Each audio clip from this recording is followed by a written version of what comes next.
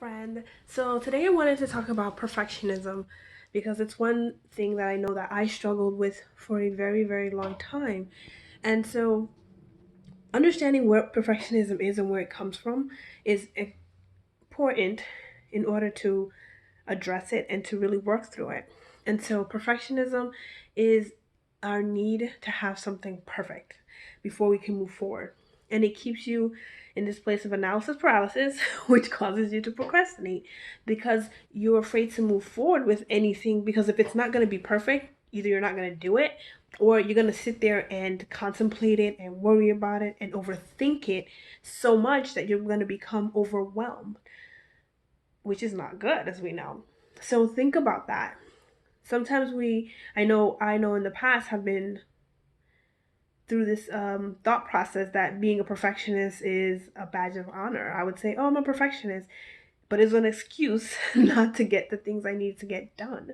And the reason why I wasn't handing in that project because it needed to be perfect, and it keeps you stuck. It keeps you in this place where you're in your own head, worried and anxious because it's not meeting this unattainable and unrealistic expectation of perfection. But it's about understanding what's beneath that, and it's usually a fear of judgment.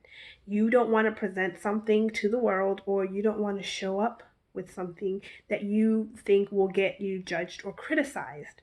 So you hold on to it and you overthink it because there's a judgment either of what other people will say or your own inner critic's judgment of you as a person. So it reflects on you and your self-worth if what you are presenting, what you are doing or showing up isn't perfect, right? If it's not perfect, that project you're working on, if your house isn't cleaned or put in a certain way, a perfect way, if these things aren't showing up perfectly in your life, you just throw up your hands and you're like, well, I'm not going to do it. And so you procrastinate now. So now you've put it off because it's not meeting this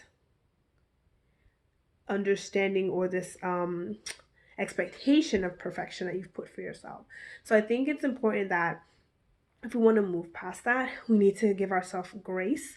We need to be able to understand that we are perfect in our imperfections and that we need to think through what we are looking to be perfect at and really address and reframe the limiting belief about ourselves and the way we present ourselves that's keeping us back. This feeling of fear of judgment is one of the places that we need to start at and understand, what do you fear? Really shining a light on that fear and seeing if it's really justified, as well as what are steps you can take to mitigate that or to not take that on yourself, and to address your thought process, your inner critic, and just reframe, affirm yourself so that you can move forward. It's good to reward yourself and let yourself know that you're awesome, and it doesn't have to be perfect. It doesn't mean you're less than because of that. There's no tie there. Setting barriers, getting support when you're in this place of perfectionism, really reaching out and talking about what's going on, what you're feeling. And I think breaking yourself out of that cycle, giving yourself a timeline and taking action, taking massive action instead of being in your own head, taking the action that you need to move forward is really important when you are thinking about that. But being mindful, living in the present moment and not worrying so much about the future. When you're practicing mindfulness, you're just focused on your present moment and just doing the best you can as who you are as a person, instead of overthinking the future and worrying about how this will turn out or won't turn out, or what people will or won't say about it. That again keeps you in an analysis paralysis state.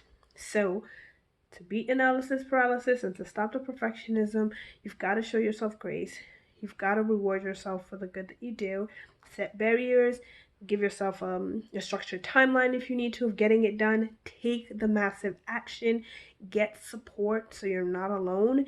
And practice mindfulness so that you're not overarchingly thinking about something that has yet to come, but you're living in the present moment and thinking in the present moment and taking action in the present moment.